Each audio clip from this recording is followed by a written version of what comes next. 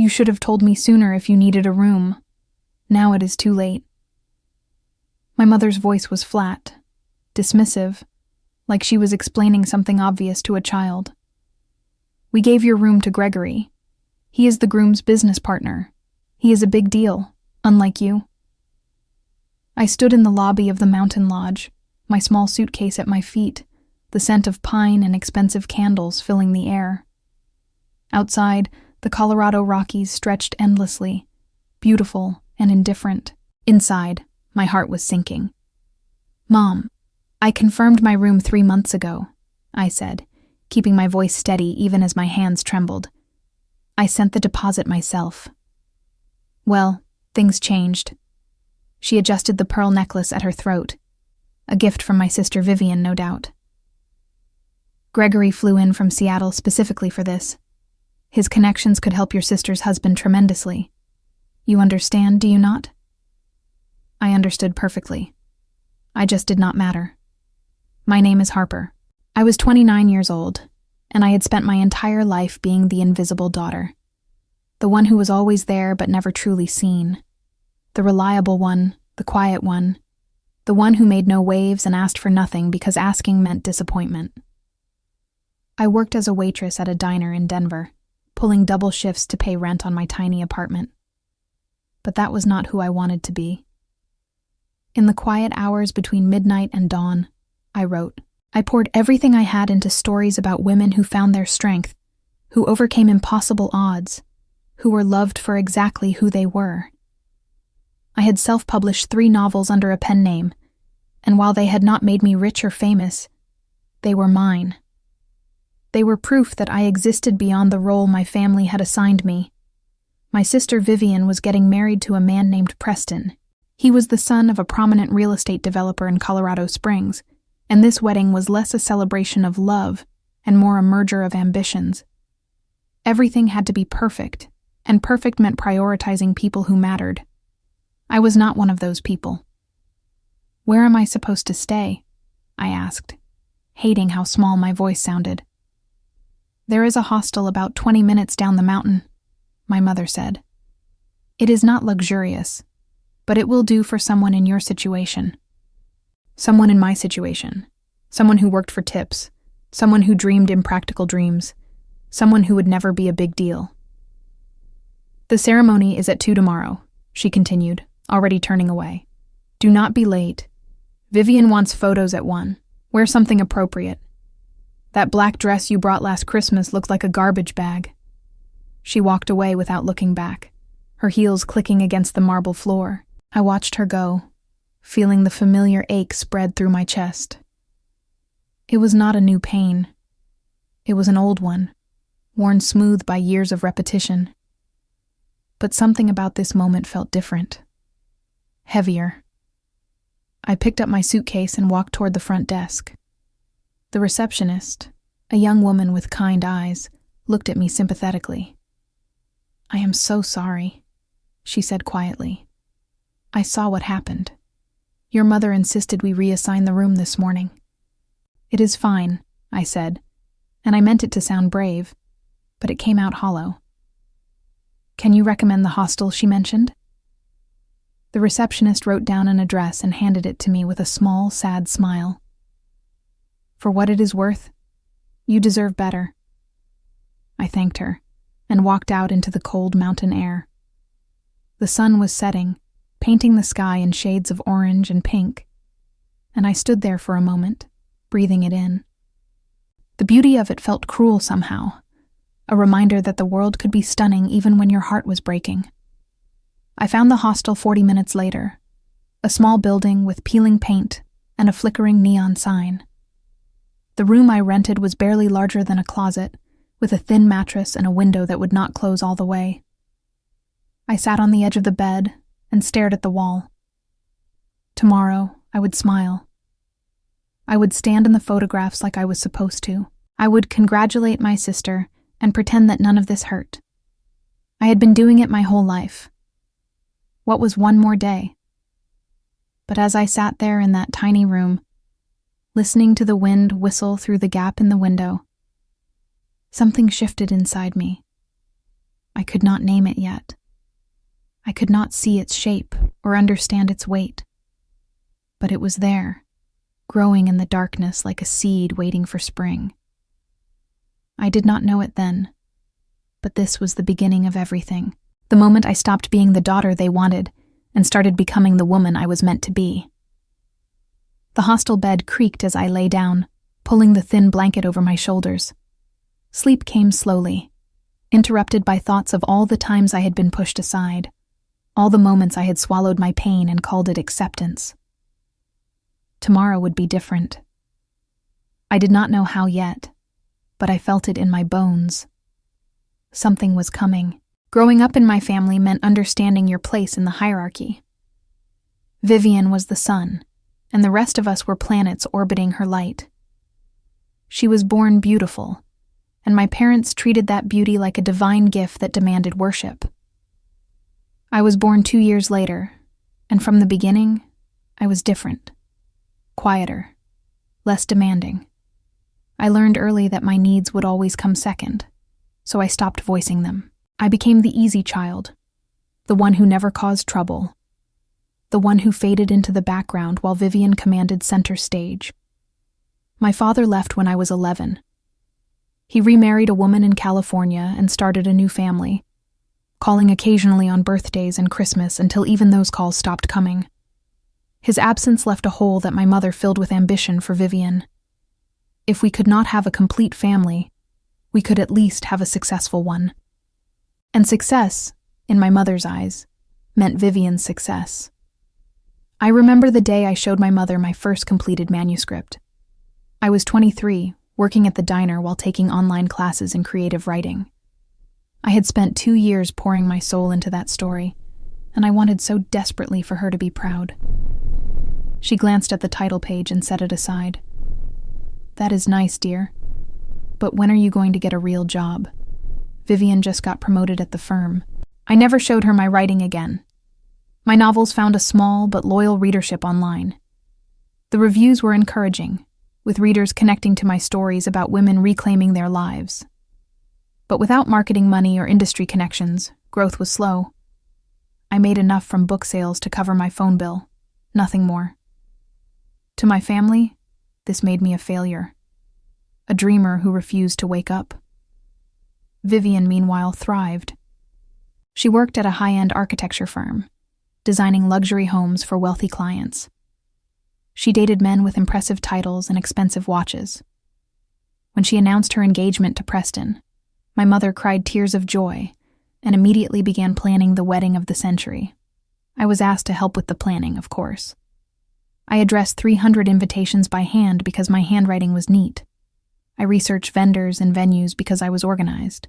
I sat through endless discussions about flower arrangements and seating charts, offering opinions that were promptly ignored. When the invitation list was finalized, I noticed my name was marked as attending alone. "You do not have a +1, my mother explained when I asked. "We cannot afford to waste a seat on someone who does not exist." She meant I did not have a boyfriend. She meant I was alone, and that aloneness was a burden the family should not have to accommodate. I swallowed the hurt and said nothing. In the weeks before the wedding, Vivian called me exactly twice. Once to confirm I was coming, and once to remind me that the bridesmaids were wearing dusty rose, not blush, and I should not show up in anything that might clash. I was not a bridesmaid. I was just the sister, the one who would stand on the periphery of photographs, cropped out when necessary. The night before I drove up to the mountain lodge, I stayed late at the diner to cover a coworker's shift. I cleaned tables until midnight, counting tips that would pay for gas and the dress I had bought on clearance. A customer left a $20 bill on a $50 tab, and I stood there staring at it, feeling something crack inside me. I thought about my novels, the women in them who refused to accept less than they deserved. I wrote them because I wanted to believe transformation was possible, but here I was, still waiting for permission to exist. My phone buzzed with a text from my mother. "Do not forget to bring the guest book. Vivian is counting on you." Of course she was. I was good for errands. I was reliable. I was invisible. I packed my bag that night with the guest book tucked carefully on top. I packed the clearance dress and my one pair of good shoes. I packed my laptop because I always brought it with me, because writing was the only thing that kept me sane. The drive up the mountain was beautiful. I watched the city give way to forests, the air growing colder and cleaner with each mile. I told myself this weekend would be fine. I would do what was expected, smile when required, and go home to my quiet apartment and my quiet life. I told myself I was okay with that. But as I pulled into the lodge parking lot and saw the valets rushing to greet the expensive cars around me, I felt the lie of it settle in my stomach like a stone. I was not okay. I had never been okay. I had just become very good at pretending. Inside the lodge, preparations were underway. Florists arranged enormous displays of white roses. Caterers set up stations with champagne and delicate appetizers. Everyone moved with purpose, contributing to something beautiful. I stood in the middle of it all, holding my cheap suitcase, and waited for someone to acknowledge me. No one did. I found my mother eventually, and that was when she delivered the news about my room. That was when I learned that even my place at my sister's wedding had been given away to someone more important. And that was when I started to wonder if maybe, finally, I had had enough. The hostel room felt even smaller in the morning light. I woke to the sound of birds outside my window and the distant rumble of trucks on the highway below. For a moment, I forgot where I was. Then the memory crashed back, and I lay there staring at the water-stained ceiling, feeling the weight of the day ahead. I showered in a bathroom down the hall, where the water ran cold after 2 minutes. I dried my hair with a thin towel and put on the clearance dress, a simple navy blue that my mother would probably criticize. I applied makeup carefully, the way I had learned from online tutorials, because no one in my family had ever taught me. By the time I drove back up the mountain to the lodge, it was noon. The parking lot was full of luxury vehicles, their polished surfaces gleaming in the autumn sun. I parked my 10-year-old sedan at the far edge of the lot, where it would not embarrass anyone. The photography session was already underway when I arrived. Vivian stood in her stunning white gown, surrounded by her bridesmaids in dusty rows. They laughed and posed while a photographer clicked away. My mother hovered nearby, adjusting trains and straightening veils, completely in her element. "Harper, there you are." My mother's voice was sharp. "You are almost late. Stand over there by Aunt Patricia." I stood where I was told. Aunt Patricia smelled like lavender and disapproval. She looked me up and down and said nothing, which was somehow worse than criticism. The photographer took dozens of photos, family groupings, bridal party shots, candid moments that were not candid at all. In every configuration, I was placed at the edges, sometimes behind taller relatives, sometimes simply left out. "This one is just immediate family," the photographer announced at one point. I stepped forward, but my mother held up her hand. "That means Vivian, Preston, and parents only." I stepped back. Of course. Immediate family did not include me. The ceremony was beautiful. Vivian walked down the aisle to a string quartet, radiant and triumphant. Preston waited at the altar with tears in his eyes. The officiant spoke about love and partnership and building a future together. Everyone cried, including me, though my tears were complicated. I watched my sister promise to love someone forever, and I wondered what that felt like. I wondered if anyone would ever stand at an altar waiting for me, crying tears of joy because I had chosen them. After the ceremony came the reception.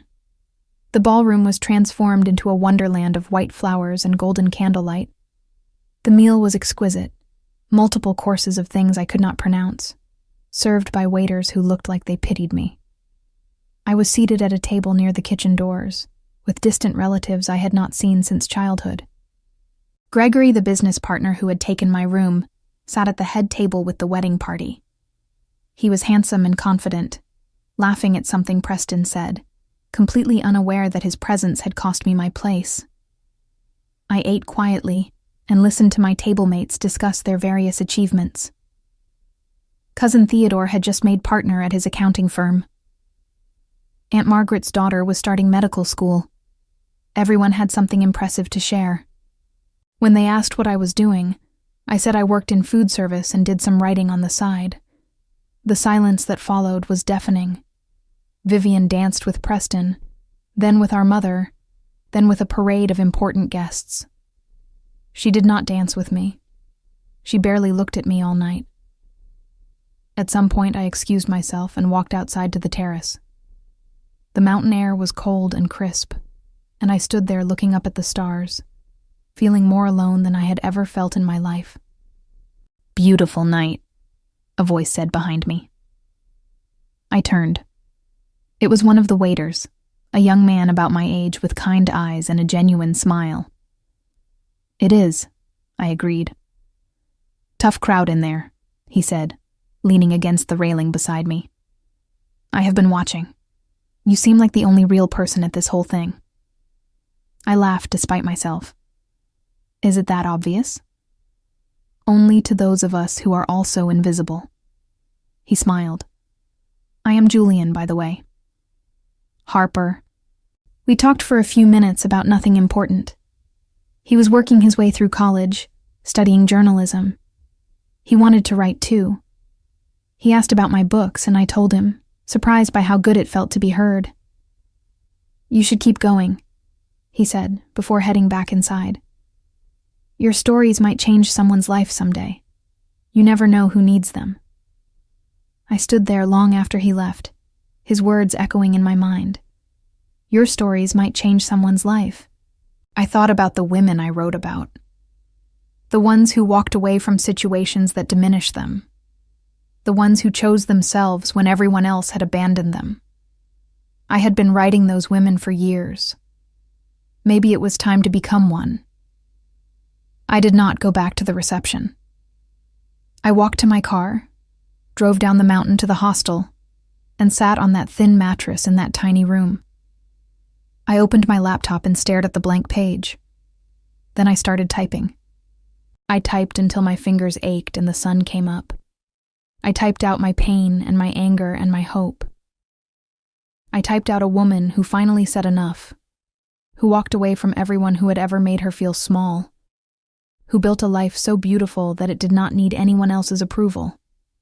When I finished, I had the first chapter of something new, something powerful. I booked a bus ticket for the next morning to Seattle. I did not say goodbye to anyone. I just packed my bag, checked out of the hostel, and left. My family did not notice I was gone for 3 days.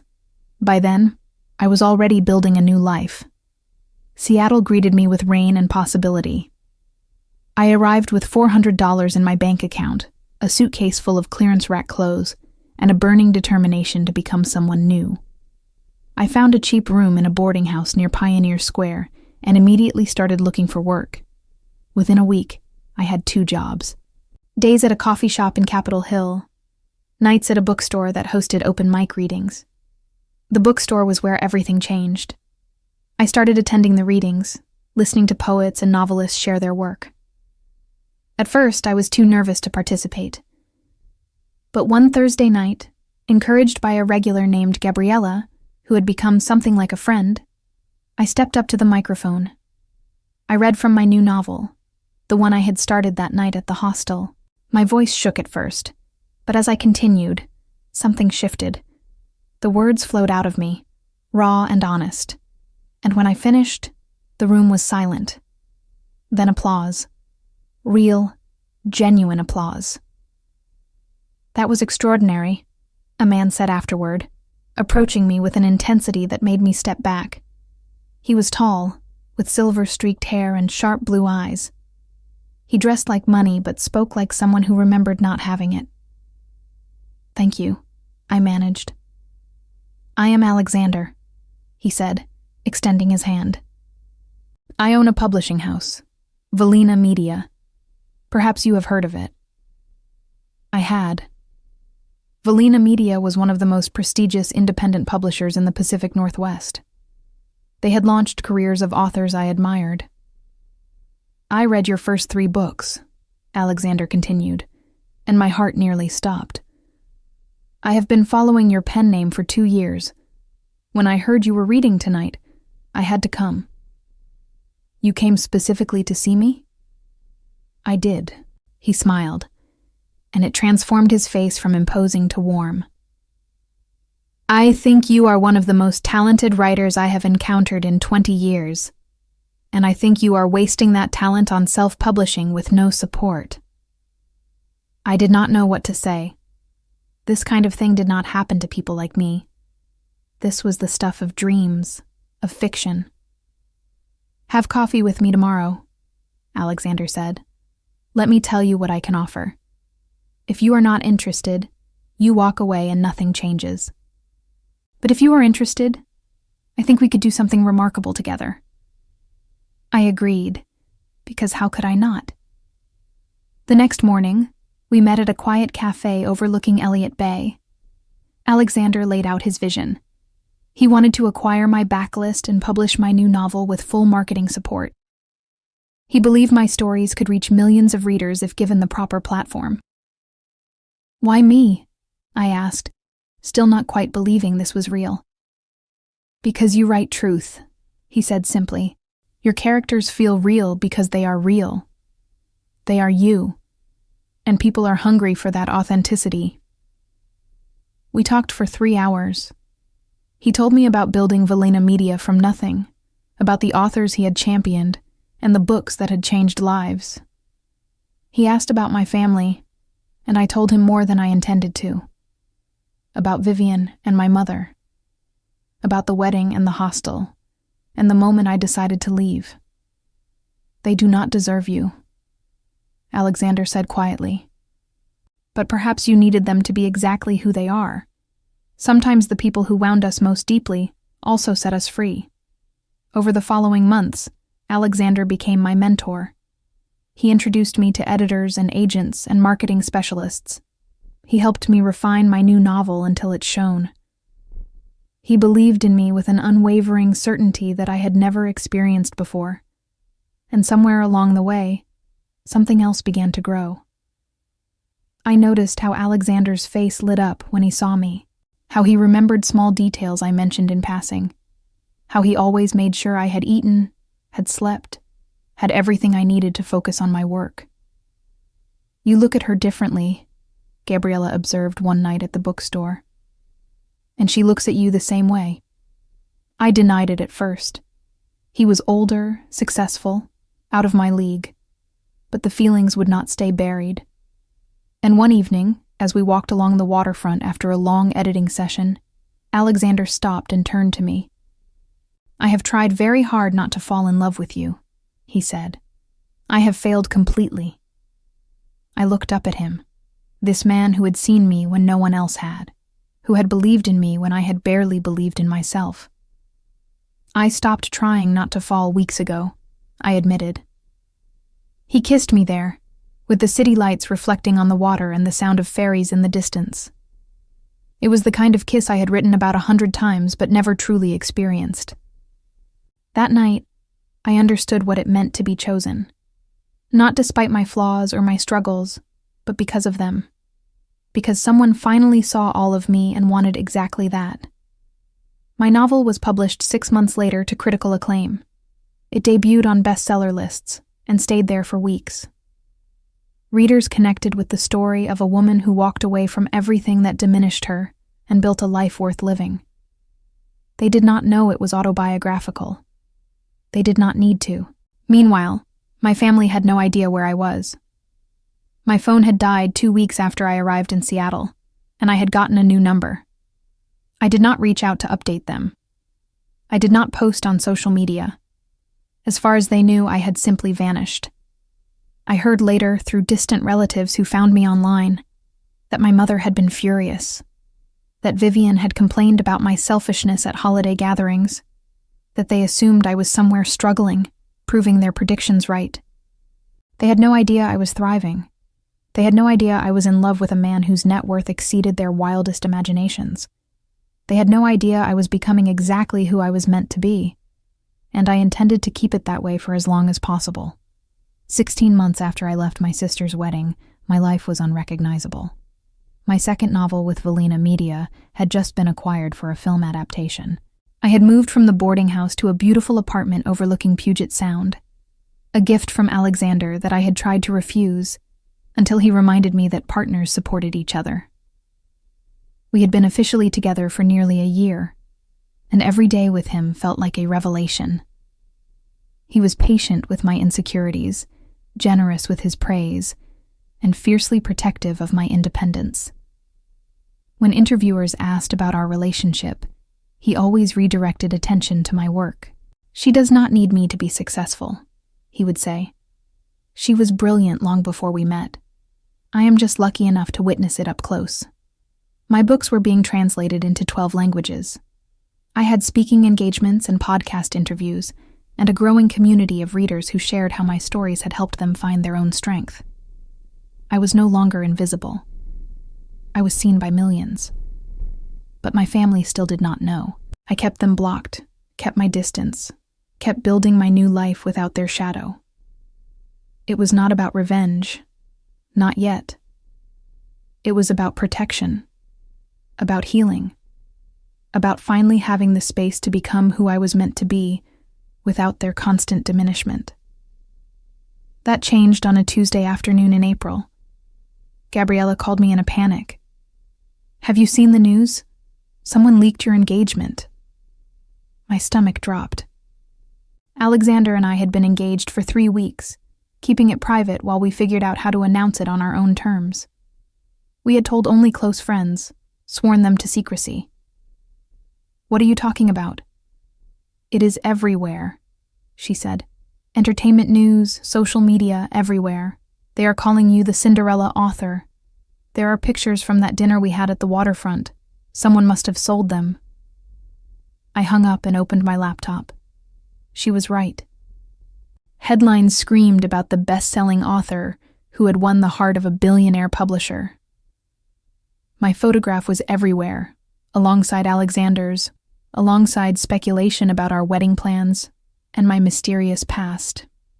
And then my phone rang, a number I did not recognize, an area code from Colorado. I answered without thinking. "Harper." My mother's voice was ice and fire simultaneously. "Where have you been? What is happening? Why am I learning about your life from the television?" I sat down slowly, my heart pounding. "Hello, Mom." "Do not hello me. Do you know how embarrassing this is? 16 months without a word, and now you are all over the news engaged to some billionaire?" Vivian is beside herself. She thinks you did this deliberately to upstage her. I laughed. I could not help it. After everything, Vivian was still worried about being upstaged. "This is not funny," my mother snapped. "You owe us an explanation. You owe us an apology for disappearing. And you owe us invitations to this wedding." "I do not owe you anything," I said quietly. "Excuse me?" "I do not owe you anything," I repeated, louder this time. "I spent 29 years trying to earn a place in this family, and you made it very clear at Vivian's wedding that I did not have one. You gave my room to a stranger because he was a big deal and I was not. You put me at a table by the kitchen. You did not include me in immediate family photos. You treated me like an obligation at best and an embarrassment at worst. That is not fair. We did our best with limited resources. You had resources for everything Vivian needed. You just never had any for me." There was silence on the line. When my mother spoke again, her voice had shifted to something almost pleading. "Harper, we are your family. Whatever happened in the past, surely we can move forward. This wedding of yours, it is a big moment. We should be there." "No." "What do you mean, no?" "I mean no. You are not invited. Vivian is not invited. No one from that family is invited." I took a breath, steadying myself. I am marrying someone who sees me, who values me, who has never once made me feel like I was less than. I am going to fill that wedding with people who supported me when I had nothing. You do not qualify. You cannot do this. We are your blood. Blood is not love, I said. Blood is biology. Love is a choice, and you chose not to love me over and over again. Now I am choosing too. I am choosing to surround myself with people who actually care about me. Goodbye, Mom. I ended the call and blocked the number. My hands were shaking. Tears streamed down my face, but they were not tears of sadness. They were tears of release, of finally saying what I had held inside for decades. Alexander found me on the balcony an hour later, staring at the water. He did not ask what happened. He just sat beside me and held my hand. They called, I said finally. I figured. They wanted to be invited. They wanted me to apologize for disappearing. What did you tell them? I turned to look at him, at this man who had changed everything. I told them no. I told them the truth about how they treated me. And then I hung up. He squeezed my hand. How do you feel? I thought about it. The anger was still there, and the hurt, and a grief for the family I had always wanted but never had. But underneath all of that was something new, something that felt like freedom. I feel like I finally became the woman in my books, I said. Alexander smiled and kissed my forehead. You always were her. You just needed to believe it. We sat there until the sun set, watching the sky turn colors over the water. Tomorrow, there would be more headlines and more questions and probably more calls from numbers I did not recognize. But tonight, I was at peace. Tonight, I was exactly where I belonged. The weeks leading up to the wedding were a whirlwind of joy and deliberate choices. Alexander and I planned every detail together, from the venue to the menu to the guest list. We chose a waterfront estate outside Seattle, a place with gardens that tumbled down to the shore and views that stretched to the mountains. 300 people would attend. Authors I had met through Valina, readers who had become friends, colleagues who had supported my journey. Julian, the waiter from my sister's wedding who had told me my stories might change lives, flew in from New York, where he was now a successful journalist. Gabriella served as my maid of honor, radiant in the burgundy dress we had chosen together. Not a single member of my biological family received an invitation. They tried everything to change that. Vivian sent letters through my publisher, each one more desperate than the last. She reminded me of childhood memories, of times we had been close, of sisterly bonds she claimed still mattered. She never once apologized for how she had treated me. She never acknowledged that anything had been wrong. My mother called Alexander's office, demanding to speak with him. His assistant reported that she had threatened legal action, though on what grounds no one could imagine. She claimed she had rights as my mother. She said I was being manipulated by a wealthy man. She painted herself as the victim of an ungrateful daughter. Even Preston, Vivian's husband, reached out through business contacts. He suggested that family reconciliation would be good for my public image. He framed it as practical advice, as if my heart were simply a matter of branding. I ignored all of it. 2 weeks before the wedding, a tabloid ran a story about the family rift. Anonymous sources described me as cold and vindictive, as someone who had abandoned her loving family for fame and fortune. I recognized my mother's words in the quotes. She had gone to the press. "We can respond," Alexander said, showing me the article over breakfast. "Set the record straight." I shook my head. Let them say what they want. The people who matter know the truth. Are you sure? I looked at the article, at the carefully crafted narrative of my supposed cruelty. There was a photograph of Vivian looking tearful, playing the wounded sister perfectly. If I respond, I give them what they want, I said. Attention, drama, a way back into my life. The best revenge is not engaging. The best revenge is being genuinely happy without them. Alexander smiled and set the paper aside. Have I mentioned lately that I love you? Not in the last hour. Consider it mentioned. The night before the wedding, I could not sleep. I stood on the balcony of our hotel suite, watching the moon reflect on the water. Tomorrow I would marry a man who had seen my worth when I could barely see it myself. Tomorrow I would become someone's chosen family. I thought about the hostel room, the thin mattress and the cold air through the window that would not close. The moment I started typing and could not stop. That night felt like a lifetime ago, and yet I could still feel it in my bones. Everything good in my life had grown from that moment of pain. You should rest, Alexander said, appearing beside me. I was just thinking about how I got here. And I am grateful. I turned to face him. I am grateful they gave away my room. I am grateful they made me feel so small that I had to leave to survive. Because leaving brought me here. To you. To everything. He pulled me close. I am grateful too, though I wish they had been kinder to you. They were exactly who they were, I said. I just finally stopped expecting them to be different. We stood there together, watching the night deepen around us. Tomorrow would be beautiful. Tomorrow would be the beginning of the rest of my life. But tonight was for acknowledging the journey, for honoring the girl who had endured so much, and the woman who had finally chosen herself.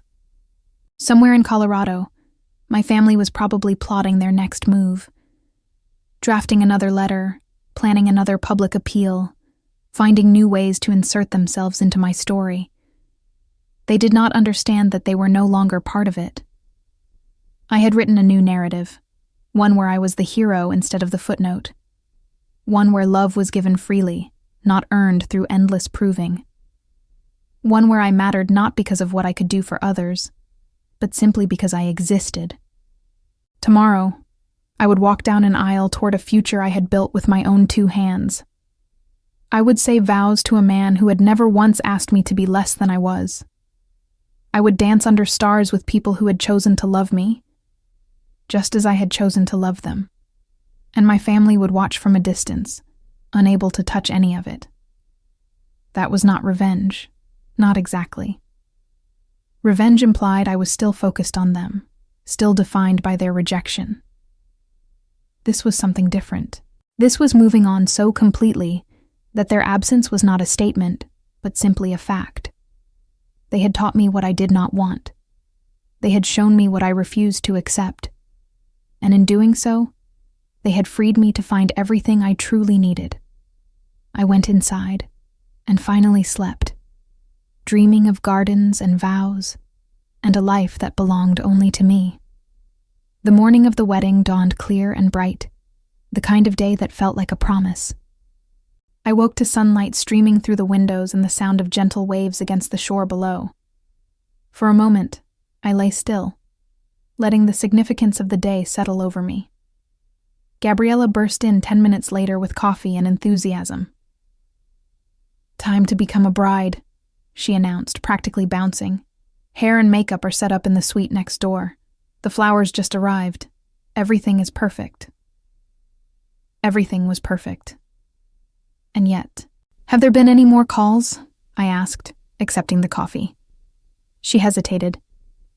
Your mother tried the hotel front desk. They turned her away. I nodded slowly. Part of me had expected as much. Even on my wedding day, they could not simply respect my wishes. Security knows what to do, Gabriella continued. No one without an invitation gets near the ceremony. Alexander made sure of it. I thought about that for a moment. The fact that I needed security to keep my own family away from my wedding. It should have been sad. Maybe it was sad. But mostly it felt like protection I had earned. The hours that followed were a blur of preparation. My dress was ivory silk, simple and elegant. Nothing like the elaborate gown Vivian had worn. I had chosen it specifically because it felt like me, because I was done trying to be someone else. As the makeup artist worked, I found myself thinking about the stories I wrote, the women who walked away from toxicity and found their strength. I had always believed in them, even when I struggled to believe in myself. Today, I was becoming one of them in the most literal way possible. "You are ready," Gabriella said finally, stepping back to look at me. Tears glistened in her eyes. "Harper, you are so beautiful." I looked at myself in the mirror.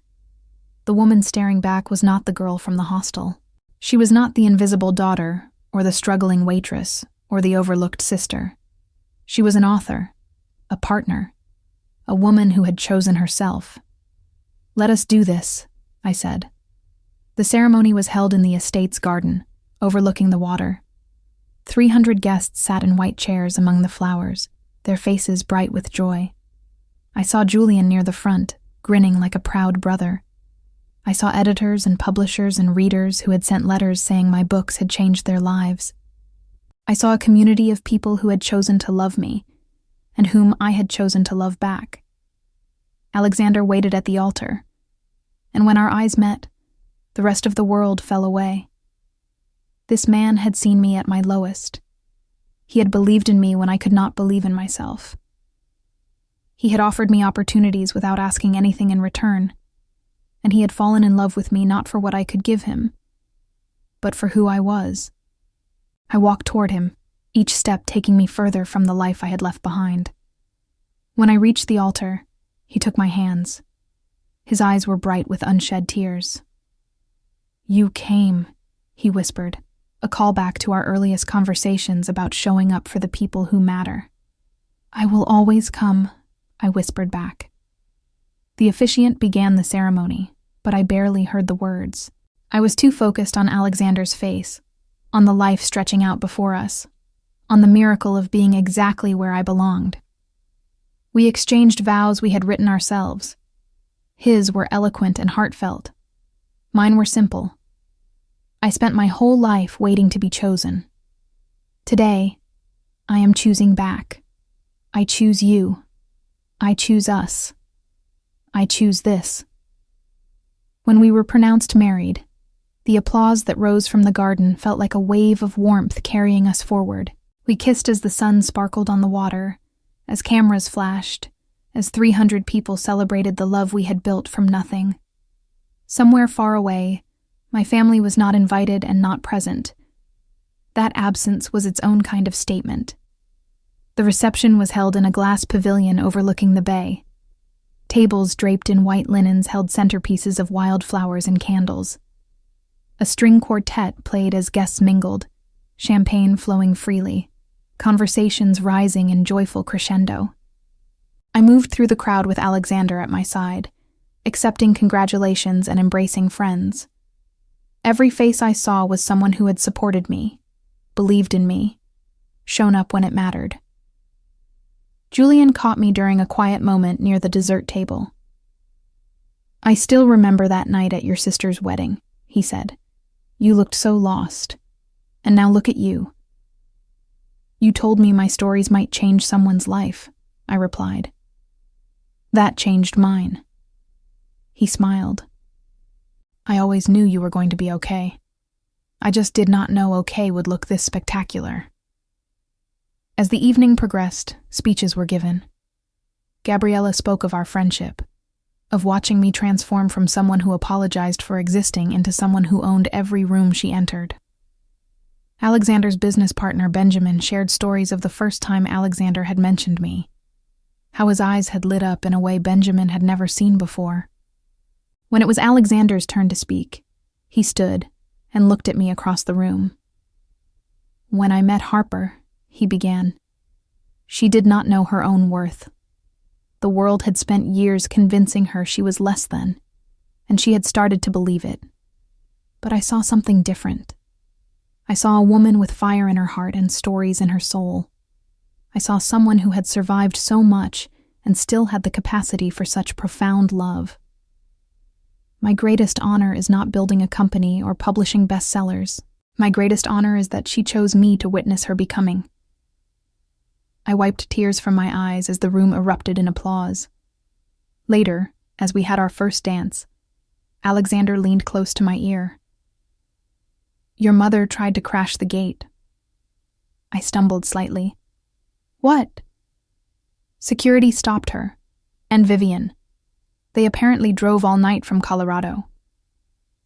I looked up at him, searching his face. "Are they still there?" "They left. Security made it clear they would not be admitted. Your mother made quite a scene, apparently. Threatened lawsuits again." Part of me felt a pang of something. Not guilt, exactly. More like the echo of guilt, the remnant of years spent feeling responsible for their emotions. "She really cannot accept that I do not need her," I said. "She cannot accept that you are happy without her," Alexander corrected. "That is what truly bothers her. Not your absence, but your thriving." He was right. My family had spent years predicting my failure, counting on my dependence. My success was not just a surprise. It was an indictment of everything they believed about me. "Do you want to pause? Process this?" he asked. I shook my head. "They do not get to ruin this day. They have ruined enough." We kept dancing. The music swelled. Around us, guests laughed and celebrated. And somewhere outside the gate, my mother and sister were driving back to Colorado, rejected and exposed. The thought brought me no joy, but it did bring me peace. Later that night, after the cake was cut, and the bouquet was tossed, and the last dance was danced, I stood alone on the pavilion's deck. The guests had begun to leave, their cars winding down the estate's drive. The water was dark now, reflecting the lights of the distant city. Gabriella found me there. "What are you thinking about?" she asked. "I am thinking about the woman I was 16 months ago. How scared she was. How small she felt. And I am thinking about how she would feel if she could see this." "What would you tell her?" I considered the question. I would tell her that the people who hurt you do not get to define you. I would tell her that walking away is not weakness. It is wisdom. And I would tell her that the love she is looking for exists. She just has to stop looking for it in places where it was never offered. Gabriella put her arm around me. "You became her, the woman you were always writing about." "Maybe I was always her," I said. "I just needed permission to believe it." We stood there watching the stars, two friends at the end of a perfect day. Tomorrow would bring new challenges and new chapters. But tonight, I was simply grateful. Grateful for the pain that pushed me forward. Grateful for the people who caught me when I fell. Grateful for the courage I had finally found. My family was not here. That was their loss, not mine. 6 months after the wedding, a news story circulated that brought the final chapter of my family's narrative into focus. Vivian's husband, Preston, had been investigated for real estate fraud. His development company, which had seemed so impressive at that wedding lodge, had been built on falsified permits and bribed inspectors. The investigation revealed years of illegal dealings, and Preston faced criminal charges that would likely result in prison time. Vivian, who had married him for status and security, found herself with neither. The divorce was swift and public. She lost the house, the cars, the lifestyle she had flaunted so proudly. My mother, who had invested so much of her identity in Vivian's success, was devastated. I heard about all of this secondhand, through articles and distant acquaintances. I did not reach out. Neither did they. The irony was not lost on me. My family had prioritized Preston's business partner over me because he was a big deal. They had valued connections and status above basic decency. And now those connections had crumbled, revealing the rot beneath the polished surface. I took no pleasure in their downfall. I genuinely did not wish suffering on anyone, even those who had caused me pain. But I also felt no obligation to rescue them. They had made their choices. They were living with the consequences. My life, meanwhile, continued to flourish. My fourth novel debuted at #1. Alexander and I started discussing starting a family. We traveled to places I had only dreamed of visiting, supporting literary programs and meeting readers around the world. I was happy. Genuinely, deeply happy. Not the performative happiness of trying to prove something, but the quiet contentment of a life well lived. One afternoon, I received a letter. It had been forwarded through my publisher from an address in Colorado Springs. The handwriting was my mother's. I almost threw it away unopened, but something made me read it. The letter was brief.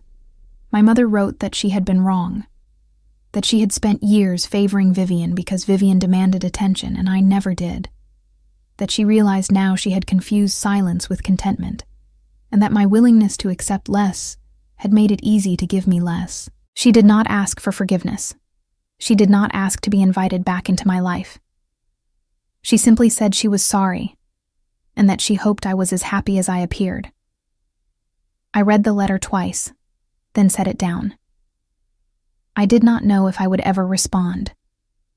I did not know if the damage could be repaired or if I even wanted it to be. But I appreciated that she had finally seen, even if it came too late. Alexander found me sitting by the window, the letter in my lap.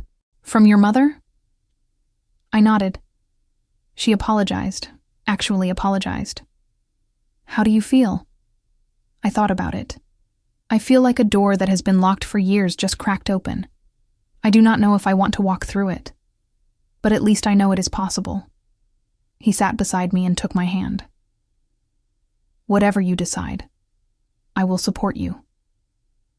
That was the thing about real love. It did not demand decisions. It simply offered presence. In the end, I chose not to respond. Not yet. Maybe someday. If the healing continued, if trust could be rebuilt. But I had spent my whole life prioritizing their needs over mine. This time, I would move at my own pace. My mother and Vivian faced the consequences of their choices. Preston went to prison for 4 years. Vivian moved to a small apartment and took a job as an administrative assistant. Her dreams of luxury dissolved. My mother sold the family house and lived quietly, surrounded by the wreckage of the priorities she had championed. I did not gloat. I did not reach out to remind them of what they had lost. I simply lived my life, a life that no longer included them except as distant figures in a story I had outgrown. Standing on our balcony that evening, watching the sunset over Seattle, I thought about the girl in the hostel room, the one who had started typing and could not stop, the one who had decided to finally become the woman she had always written about. She had done it. Against every expectation, every dismissal, every moment of being told she was not enough. She had done it. I placed my hand on my stomach, where new life was just beginning to grow. Alexander did not know yet. I would tell him tonight, over dinner, in the home we had built together. My family had tried to make me small. Instead, they had set me free. And now I was building something beautiful, something that would grow and thrive without their shadow. The journey from that mountain lodge to this moment had been painful and transformative. But looking back, I would not change a single step. Every hurt had pushed me forward. Every rejection had cleared the path. I smiled at the sunset, at the future stretching out before me. I had stopped letting them decide my worth. And that, I realized, was the greatest revenge of all.